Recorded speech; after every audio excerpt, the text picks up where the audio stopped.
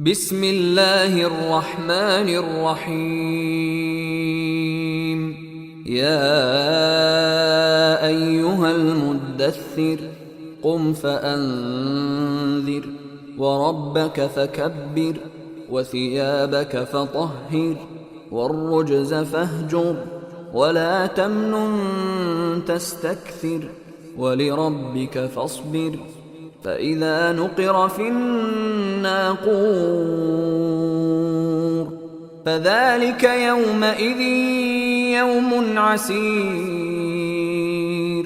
على الكافرين غير يسير. ذرني ومن خلقت وحيدا وجعلت له مالا ممدودا وبنين شهودا ومهدت له تمهيدا ثم يطمع أن أزيد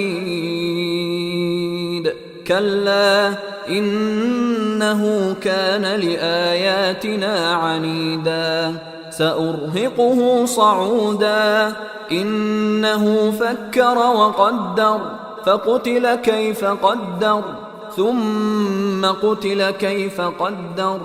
ثم نظر ثم عبس وبسر ثم أدبر واستكبر فقال إن هذا إلا سحر يؤثر إن هذا إلا قول البشر سأصليه سقر وما أدراك ما سقر لا تبقي ولا تذر لواحة للبشر عليها 19 وما جعلنا أصحاب النار إلا ملائكة وما جعلنا عدتهم إلا فتنة للذين كفروا ليستيقن الذين أوتوا الكتاب ويزداد الذين آمنوا إيمانا ولا يرتاب الذين أوتوا الكتاب والمؤمنون وليقول الذين في قلوبهم مرض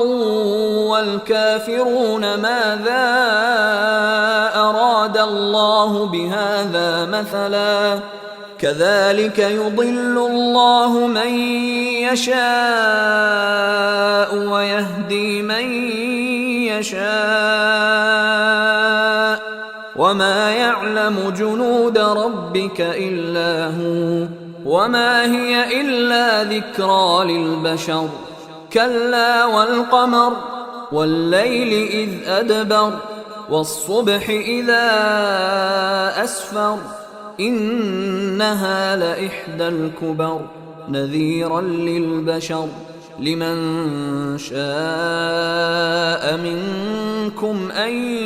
يتقدم أو يتأخر كل نفس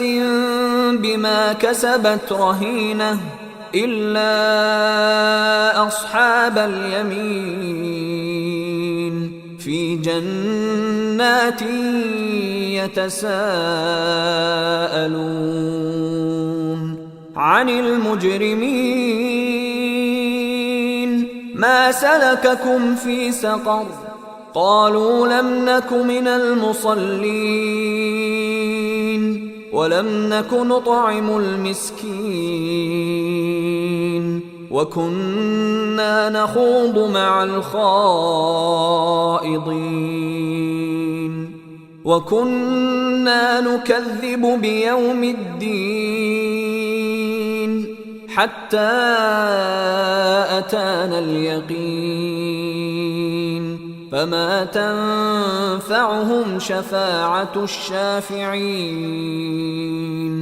فما لهم عن التذكرة معرضين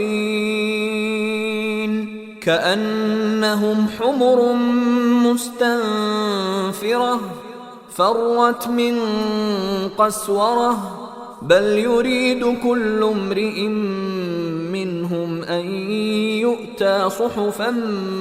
منشرة كلا بل لا يخافون الآخرة كلا إنه تذكرة فمن شاء ذكره وما يذكرون إلا أن يشاء الله هو أهل التقوى وأهل المغفرة.